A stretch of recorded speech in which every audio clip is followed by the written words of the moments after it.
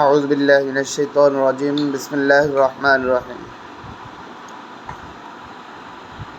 আল্লাহর শুকরিয়া আদায় করছি যে দূরে এবং কাছে যারা আছেন আল্লাহ আমাদেরকে সুস্থ রেখেছেন, এই জন্য আল্লাহর শুকরিয়া আদায় করি আলহামদুলিল্লাহ। একটা বিষয়ে একেবারে না বললেই না, বাংলাদেশ ইসলামী ছাত্র শিবিরের কেন্দ্রীয় সাবেক দায়িত্বশীল জিসানকে নিয়ে যেই আলোচনা সমালোচনার সৃষ্টি হয়েছে,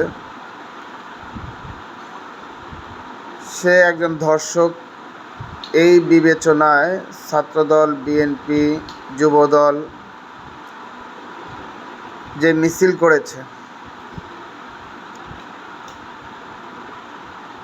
তারা প্রতিবাদ করেছে, এর জন্য তাদেরকে সাধুবাদ জানাই। যদিও অন্যায় জিসান করেনি, এটা রাষ্ট্রীয় একটা প্রোপাগান্ডা এবং রাষ্ট্রের পক্ষ থেকেই বাংলাদেশ জামায়াত ইসলাম এবং ইসলামী ছাত্র শিবিরকে কোণঠাসা করার একটা পায়তারা।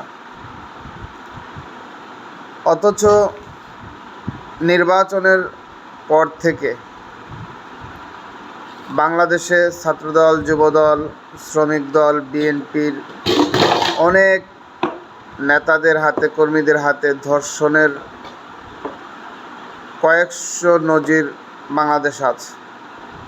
শুধু ধর্ষণ না, ধর্ষণের পরে আবার হত্যা করার অভিযোগও তাদের বিরুদ্ধে আছে। এই বিষয়গুলি নিয়ে বিএনপির পক্ষ থেকে, ছাত্রদল, যুবদল, শ্রমিক দল, কারো পক্ষ থেকে কেউ কখনোই কোনো বিবৃতি দেয় নাই। মিছিল তো অনেক দূরের কথা। তাহলে বোঝা গেল যে তাদের ব্যাপারে এই ধর্ষণ, রাহাজানি, লুটতরাজ সব জায়েজ।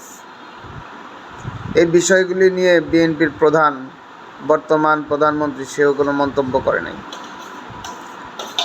তাহলে আপনারা কি ভাবছেন যে আপনারা ক্ষমতায় আছেন, এর জন্য যা ইচ্ছা তা করবেন, সব জায়েজ? ফ্যাসিস্ট আমলেও এরকমই হয়েছিল, কিন্তু আল্লাহর নির্মম যে বিচার, সেই বিচার আমরা সকলেই দেখেছি।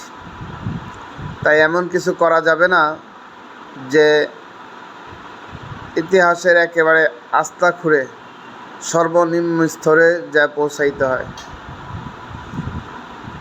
আমরা সকলেই দেশের জন্য রাজনীতি করি, কিন্তু সেই দেশের জন্য রাজনীতির কথা না বলে যদি এখন নিজের স্বার্থের জন্য কথা বলি, অন্যায়কে অন্যায় মনে না করি, আর যে অন্যায় করে নাই তার উপরে অন্যায় চাপিয়ে দিই, এর চেয়ে মূর্খতা, এর চেয়েতে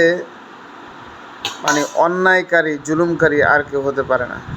আল্লাহ পাক রব্বুল আলামিন আমাদের সকলকে সহি বুঝ দান করুন, আমিন।